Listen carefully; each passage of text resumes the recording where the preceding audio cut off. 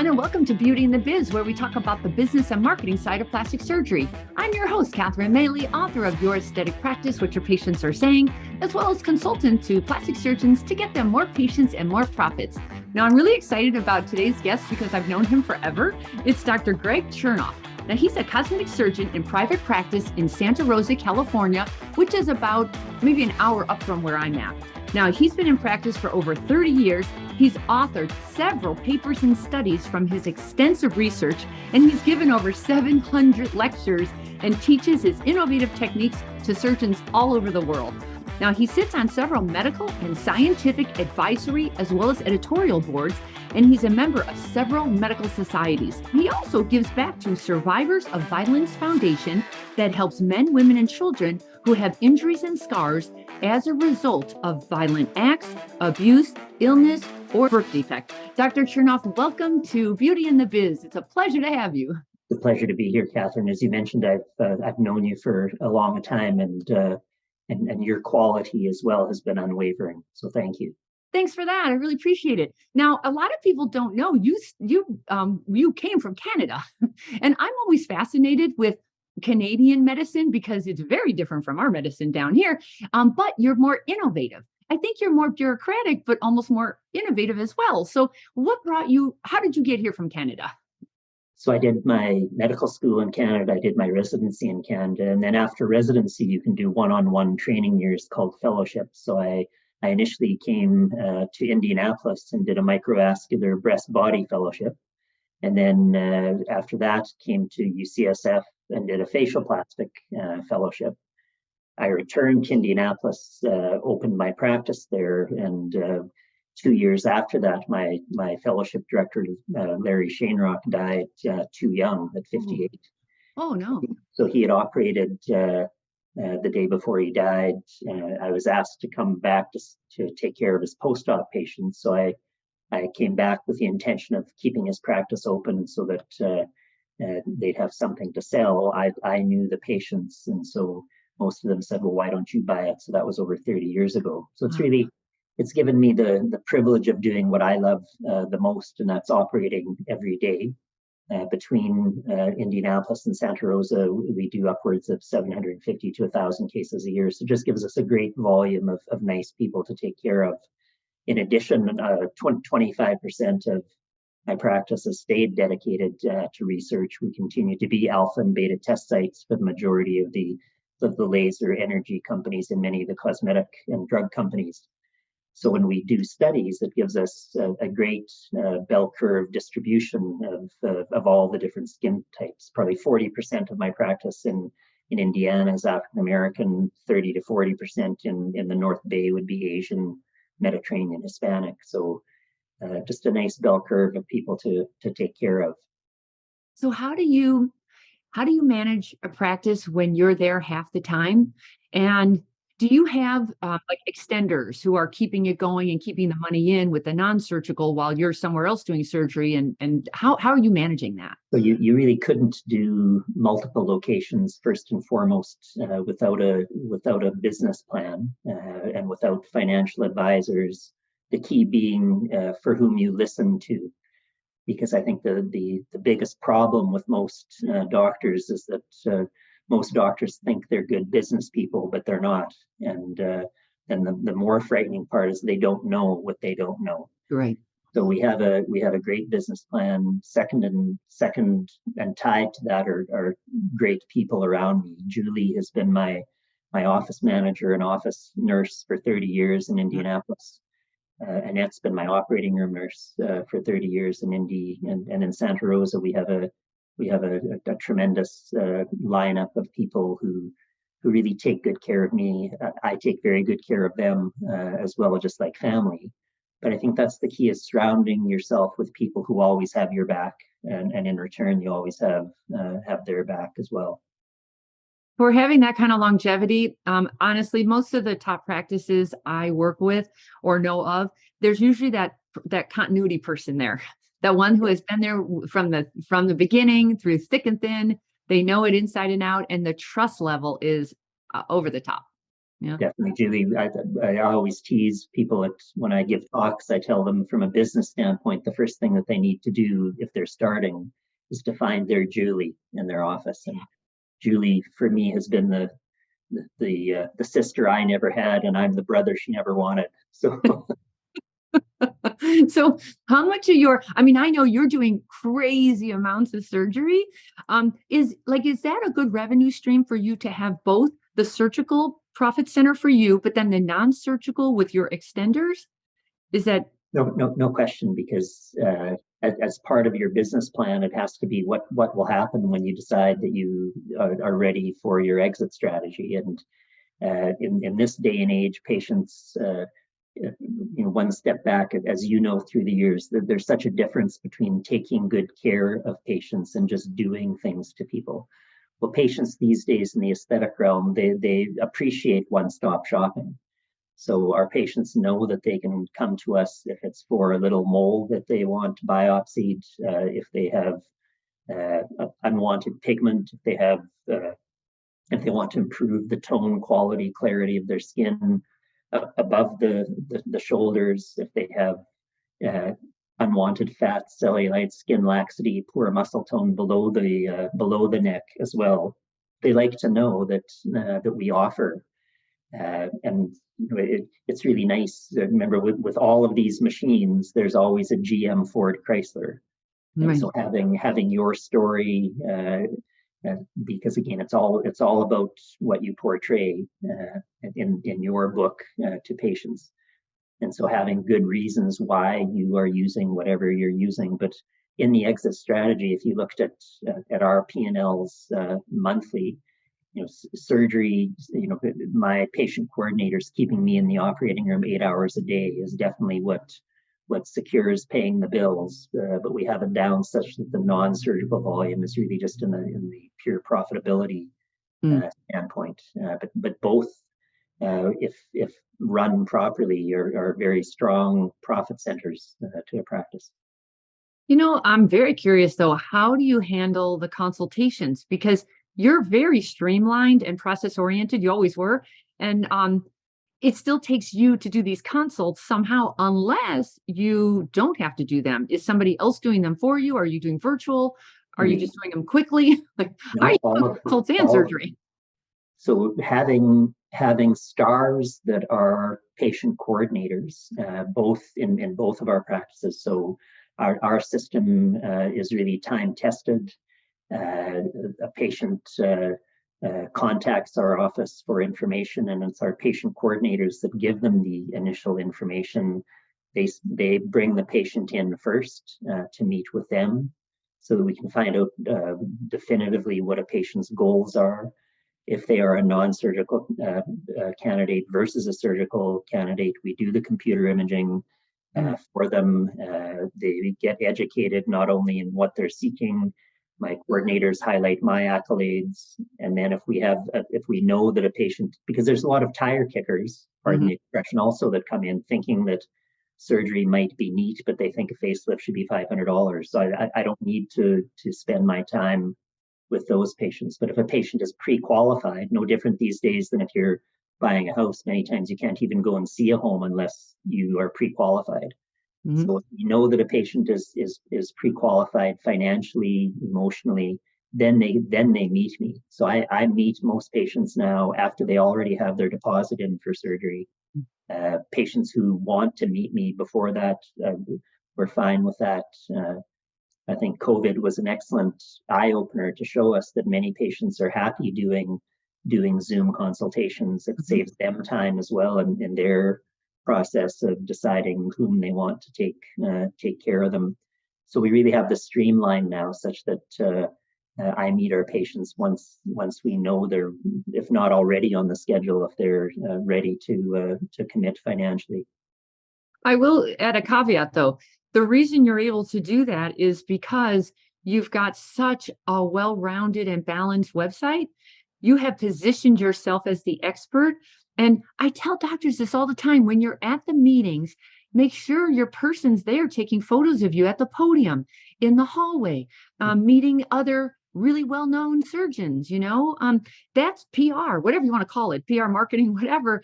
When I was on your website, all I could think of was he bothered to take the time to show how great he is. Like, you're bragging in such a sophisticated, professional way.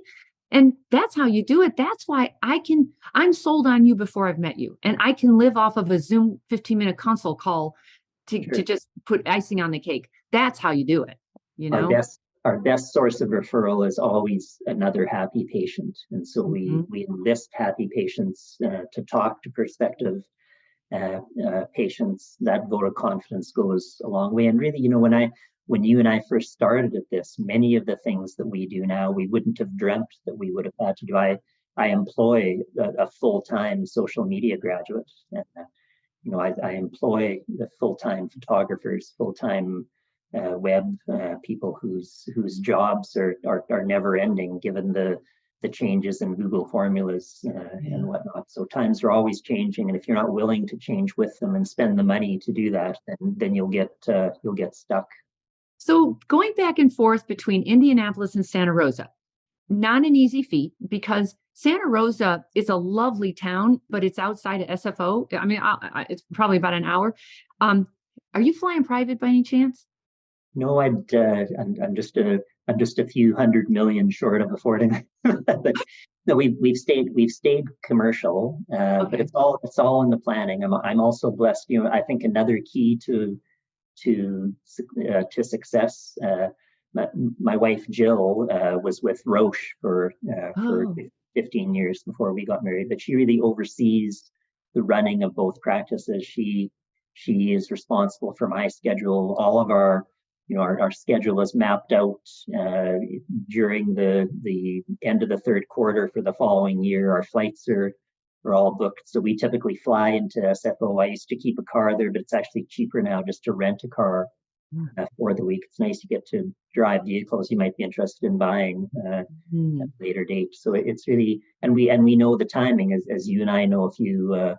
If we land at non-traffic times at SFO, I'm to my front door within an hour. If you land at bad times, it's 3 hours. So we know when to fly, when not to fly, and that's just I've done it for 30 years. It's just part of life now, and my way of preserving my health, as well as I promise myself I don't do any work on the plane. That's my time to read, wow. be enjoyable, or watch a movie, and that's some downtime where people can't get a hold of me. Oh, that's so funny. The plane for me is my quiet time, and that's where I do my best writing, Yes, because exactly, I'm sitting still with nobody bugging me. Love exactly. that. Yeah. So because you've been around a long time, just give me one big mistake that you really learned a lot from that others could avoid making. Not having and that's an easy, fine, because you can break your practice down into it's a given that we're here to take good care of patients, but we're also a business. Yeah. And if you don't run your practice as a business, then you can waste a lot of money and lose a lot of money. And so my biggest mistake, as I alluded to at the start, was thinking that I knew everything that I needed to know about the business of running a practice. And now I have a business advisory board, if you will, comprised of CPAs, accountants, business people, and I have to write a pledge that I will listen to them. And many of the things that they advise me to do aren't what I want to do, but I listen to them, and it turns out to be right. So younger docs starting out really need to first define for themselves who are they, what do they want to practice? Do they want to be in an academic setting? Do they want to be in private practice? Do they want to be a solo practitioner? Do they want to be in a group? Do they want to stay exposed to research? Do they want to be just surgical or have a non-surgical limb, which then also involves expenditure in buying? Most of the machines that you look at buying are all upwards of they're all like buying a nice car. They're all upwards of $100,000 to more. And you have to also look at your return on investment with those. So that's probably the biggest mistakes that I made in my first decade, because when we finished, so I was between fellowships and whatnot, I was upwards of 300,000 in debt with student loans. Mhm. And because there's such a delayed gratification, you really come out gung ho thinking I have to do everything. I have to do everything tomorrow. The first thing you need to do for tomorrow is start saving. Mhm.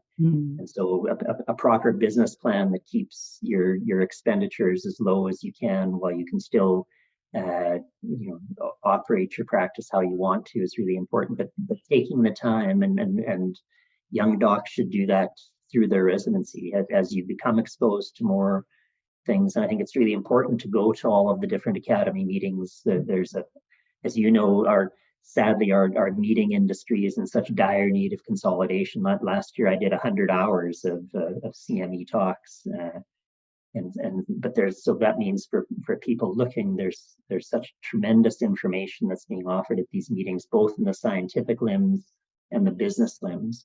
So those things, companies like yours that are so valuable in guiding the way. You've watched so many people do well, but you've watched so many people not do well. Mhm. And so you're really an encyclopedia of knowledge for someone who's looking to become successful as they start. So, but starting with a plan, starting with a budget, and adhering to those, I think are very important. Plans change as times change, but the essence of who a person is also shines through in their practice as well. Well, you have such a good, vast perspective on this industry because you've been a surgeon in solo practice, then you've had 2 locations, then I think you even had a 3rd location, then you work with the vendors, you work with the medical societies, you're very involved in the industry. What would you say to surgeons who maybe are just stuck in a rut, or they're so confused that they're like ready to give up, or that it's just not fun anymore? Like any suggestions for how do you how do you gain footing in this industry, being the uber competitiveness and just all the advances in technology and so on? As you alluded to, all of the things I'm humbled by what I've been able to accomplish Mm. in 30 years. Uh, but there are days that I say that even though that I still, after 30 years, love what I do, I realize that all I do is what I do. So it's an enormous time investment to be in solo practice, to also be involved in research. But if someone's stuck, there are many docs just like me who are always willing to talk to people. I was blessed in always being trained by people who believed in sharing their knowledge, Mm. both medical and non-medical. So anyone is always welcome to reach out to me with specific problems, and we're always happy to help people. And I think that's talk to people who've been at it for a while. And be open, be honest, hang your ego on the door, and be willing to admit what your shortcomings are, and really go with what your strengths are. Most docs haven't reached the point of finishing a residency, starting go into looking into how they want to practice if they haven't been in the higher percentages of IQs and willingness to work hard. But towards the end of education, I think that's when a lot of people hit a wall and they get very discouraged, because they do have choices, about which road. And you may choose a road to go down, and I did that a few times too. You may choose a road to go down and realize that that's not the right avenue for you. It's okay to change tack and to change course midstream. I think some of the most miserable people that I've met in my life are people that are doing things every day that they don't like to do. Life's For too, sure. life's too short to live that way. So you really, Mhm. if you realize that you're not doing something that you have a passion for, because patients will pick up on that as well. It's still my nicest compliment every day is when patients say, gosh, by talking to you, we can tell that you still really love what you do. Mhm. And I think that makes the consultation very genuine as well. Well, would you have any advice for somebody who's like, let's say they like research and academia, but now they're ready to make some money. So now they want to go out into the regular world. Mhm. Do they go solo? Do they try to buy in with somebody else's practice? Or, that new trend now is all this private equity going on. Any thoughts on Yeah, where we're heading here as a solo surgeon? Where are you going to go with this? yeah, those are all excellent questions, and I think uh, most physician multi-doctor practices that have been successful are usually doctors that started together. Hmm. I think most doctors, if they're not in an academic setting, most doctors would like to be out on their own. Hmm. And so if a person has the inkling that they want to be out on their own, then they should do what I did, and that's go to a bank, take out a loan, Hmm. and start, and start on your own. And there are always older guys like me who are looking for new associates. I Hmm. think the formulas have changed for doctors looking for associates. I think most docs who bring on an associate now would require a young doc to take out a loan, do a buy-in Hmm. right away, because there's been many stories of young docs coming into practices only to abscond with patient lists and open up down the block. I think that's one thing that's across the country. Non-competition clauses are weakening in many states. Hmm. You'll see more doctors protecting their established practices by having younger docs buy into them, and then earn their buy-ins also then over time. But then should there be a honeymoon period before you have a buy-in to make sure you have shared values and vision? I think a lot of that is built. A lot of that is built into the early contracts. Um, I think younger docs need to also appreciate that it's not easy to start your own practice. Patients these days with the internet, they have many choices about where they can go. So there's benefits to younger docs in joining established practices. I think they can be mentored into excellence that way. Um, there's benefit also, and by older docs bringing in younger docs to pick up the baton. There's a lot of private equity firms. I think this really started in the dermatology profession, Mhm. where dermatology practices started getting bought up. The doctor was offered a certain percentage in cash, but then the ability of keeping some equity in the company, and for the larger equity company to buy up again, so to see some profit off of that as well. So there's a lot of those formulas around. But I mean, those equity companies are looking for more established practices. It wouldn't be looking for a multiple of earnings. So you have to have a track record before a private equity company would really consider you in that regard. And as part of that, you have to have clean books. You can't be running your practice as your own private bank account as well. You have to show profitability for equity companies to be interested. But I think that's also a positive for young people coming out of training, is that they have many options that they can look at. I think you also have to, if you're going to be in the field of aesthetics, look at what your primary specialty is, and you have to decide: am I going to be an aesthetic doctor, non-insurance based, or am I going to keep a certain percentage of my practice in the insurance area, which can always act as a backup uh, if the economy worsens. Although I think this is interesting.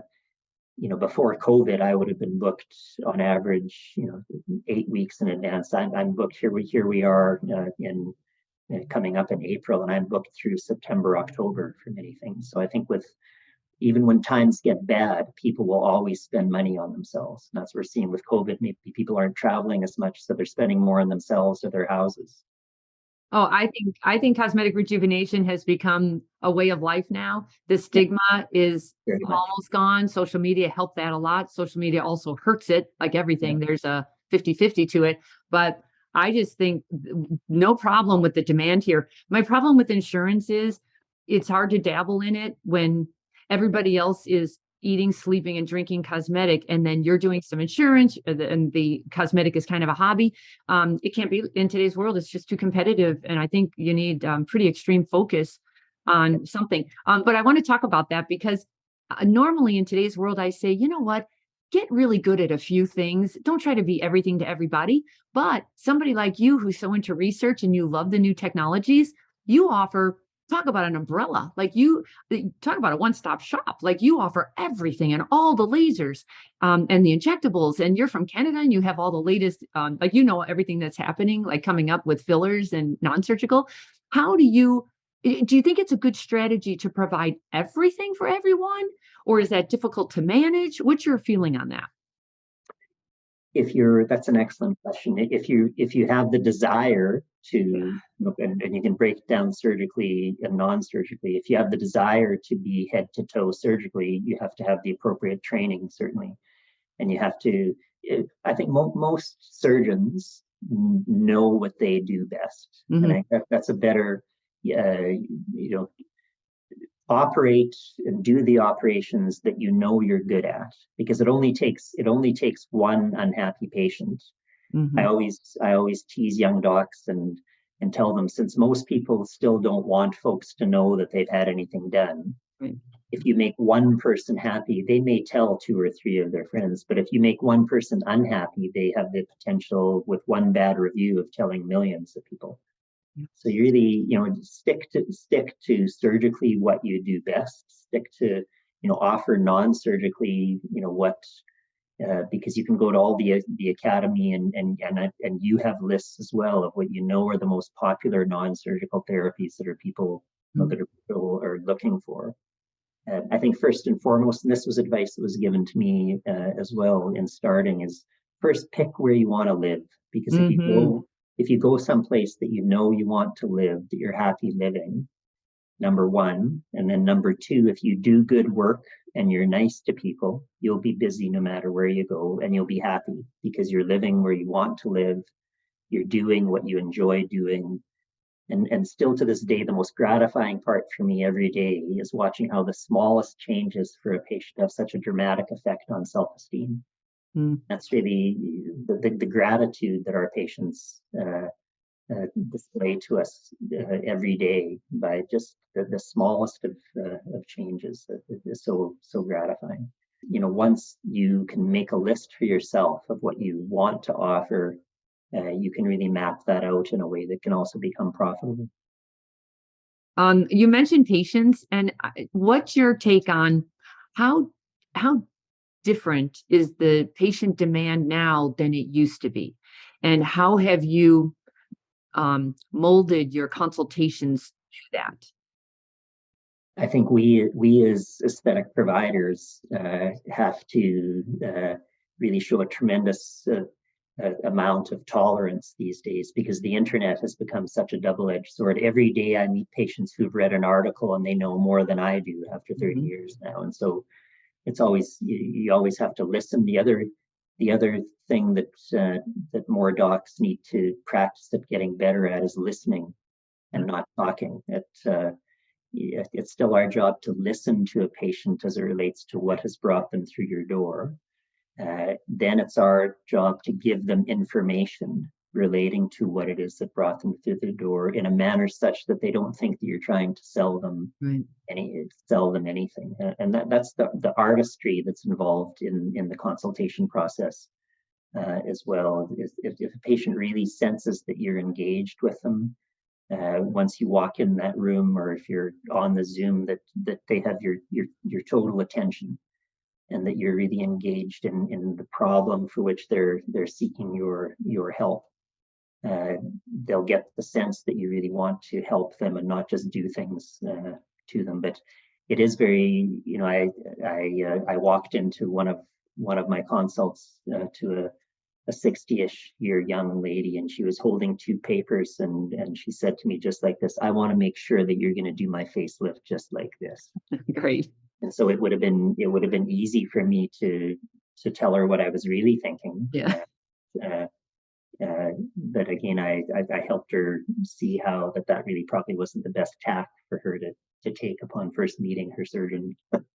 They have gotten very demanding. They're very Yeah, educated. They're yeah, very demanding. And you know what I've learned as a consultant? I say to the doctor, you've got to decide who you are and get grounded in your values and your own vision. Because when the public's coming at you from every which way, you can try to acquiesce to that, or you can say, no, no, no. Here's how we do it here. Here's what I'm comfortable with, and then let the rest go, because yeah. dealing with the public is exhausting, isn't it? So to that lady, I took my current textbook on facelifts is four, three, That you four wrote the hundred book on. page volumes. And I said, wait right here, I'll be right back. So I went and I got the textbook and I brought it in and I put it on her lap. And I said, we're going to do this differently now. We're going to do your facelift with you awake. I'm going to talk you through it and you're going to do your own surgery. And so her mouth opened and she thought about it. And she said, I get your point. But you're Excellent. right, people. It's so.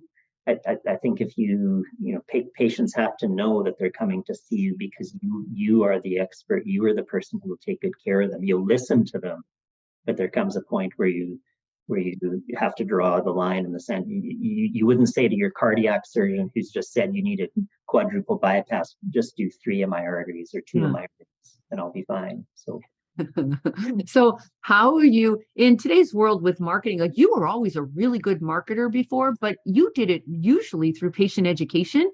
Then I mean, this was many decades ago. You were doing the patient education events before everyone else was. And I thought, that's how to do it. Like, you don't have to sell anything to anybody. People want to look good. Help them understand what it takes for them to look their best. It's a no-brainer. But how much of your practice nowadays is marketing versus just good old patients coming back for more and referring their friends? I think both are still equally important. Hmm. You and I could sit down and show a beautiful equation on the value of one happy patient, because Hmm. one patient may start coming in doing fillers, doing Botox, that will transcend then to maybe some laser work for pigment, fine lines. Then as time goes on, they see that the gravitational descent that they are now seeing, as well as their volume loss, their loss of elasticity is now warranting surgery. So they may start with doing their eyes, their brows, their liposuction, whatever. They're happy.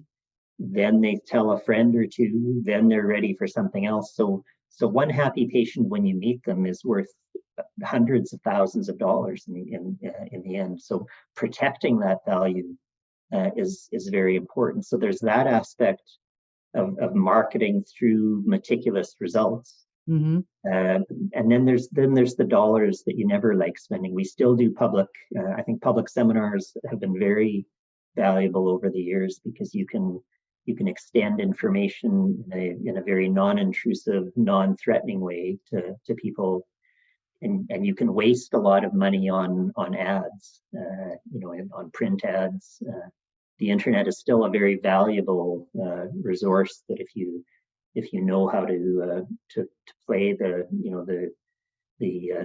different equation game, it all adds up. But you really, I think, to be successful, you really have to do it all. You can't just focus on one avenue Right. of marketing. So it all play. But again, my greatest recommendation to anyone is to hire someone like you, Thank because that's what that's what you are there for, is to educate and to help people be a success. Well, and not to waste so much money.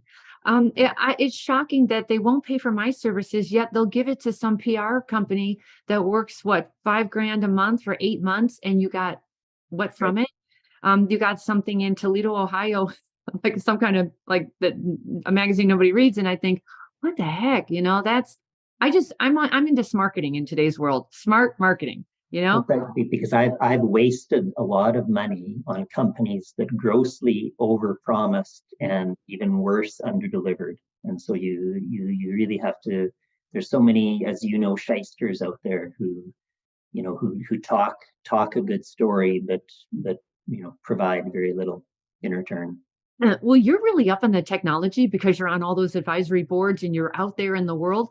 Like, what's happening? Because half of us, remember when we first started, you surgeons wouldn't even dream of injecting Botox. Like you were like, "Are you kidding me? I am a surgeon." And then you really came around full circle and said, "No, no, I need to grab that patient earlier." So now I do injectables as well as surgery. But like I know you're very involved in regenerative medicine. Yeah. So what's coming down the pike? Like what else do we need to look good and feel great? I think we're seeing more, we're seeing more people. I'm really seeing two distinct new peaks in my practice.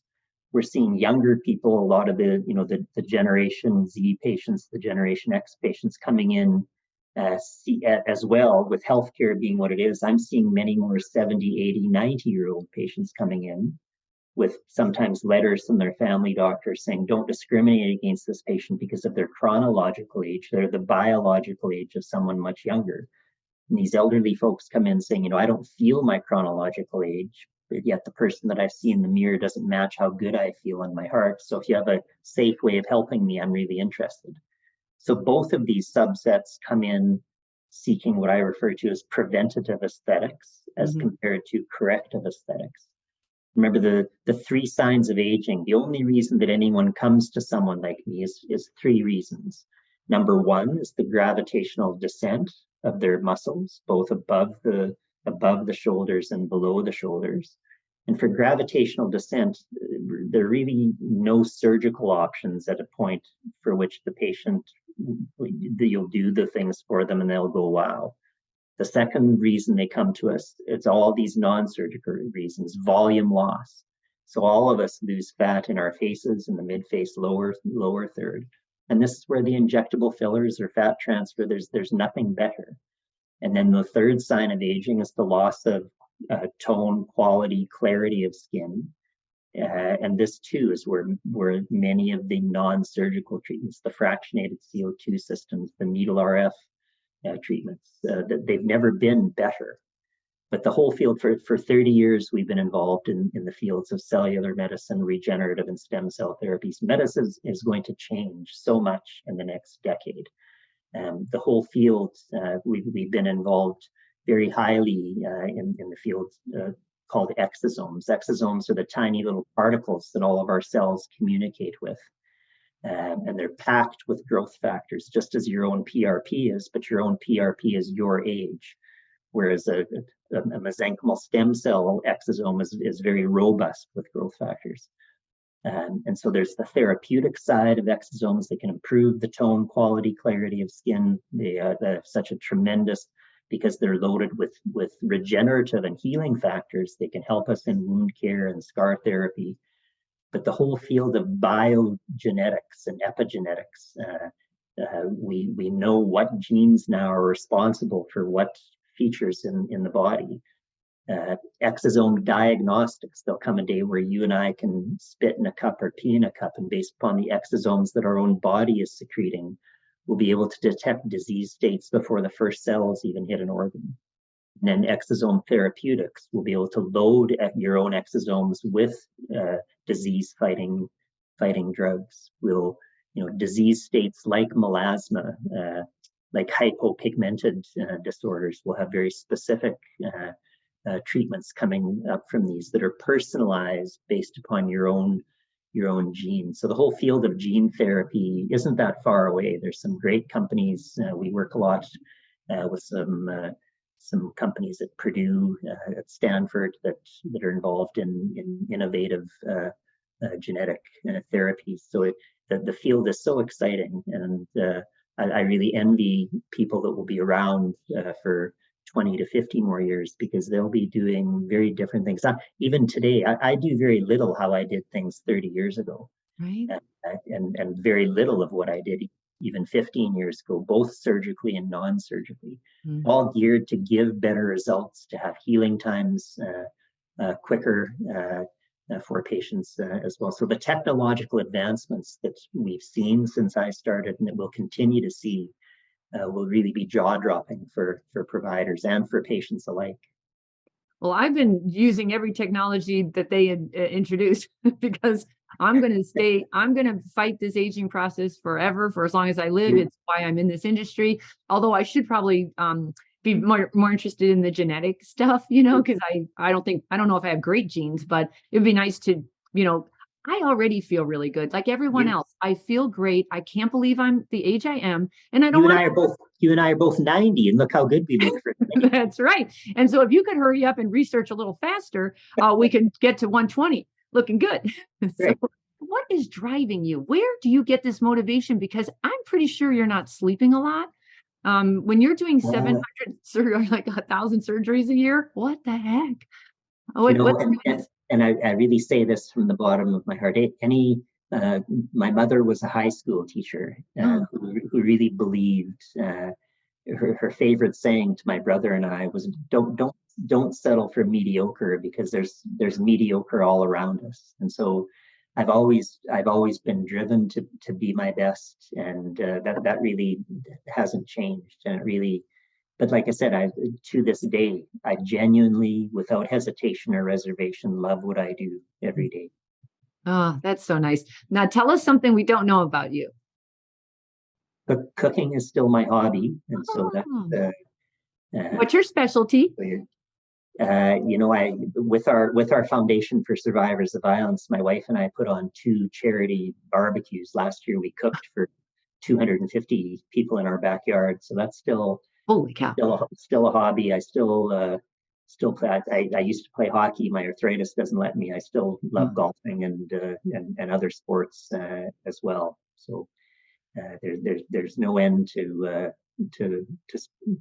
doing things like that in spare time.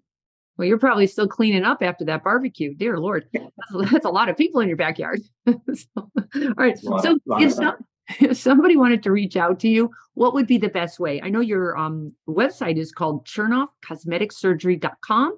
Is there any way they can or just www.drchernoff.com. They can also reach me on my email, just Greg, Greg @dr and then Chernoff.com, Greg@drchernoff.com, and I'm happy to communicate and share anything that I've learned over the years. Oh, thank you so much, Dr. Chernoff. I really appreciate it. I'm glad we could catch up. Hopefully I'll see you at a meeting coming up soon. And that'll do it for us today. For Beauty in the Biz, if you would so kindly give me a good review or subscribe so you don't miss any other episodes. And then if you've got any feedback or questions for me, feel free to leave them at CatherineMaley.com, or you can certainly DM me on Instagram at CatherineMaleyMBA. Thanks so much, and we'll talk again soon. The fastest way to success is to model other successful surgeons who have what you want, but you can only see their results, not the path they took to get there. So you continue to jump from one thing to another, hoping to find something that will work for you too. But it rarely does. So try this shortcut instead. It's guaranteed to move you forward. I compiled my intellectual property to grow cosmetic revenues, everything I've gleaned over the years, into one playbook of the most successful practices and what they do to win. Go to cosmeticpracticevault.com and let's grow your cosmetic revenues.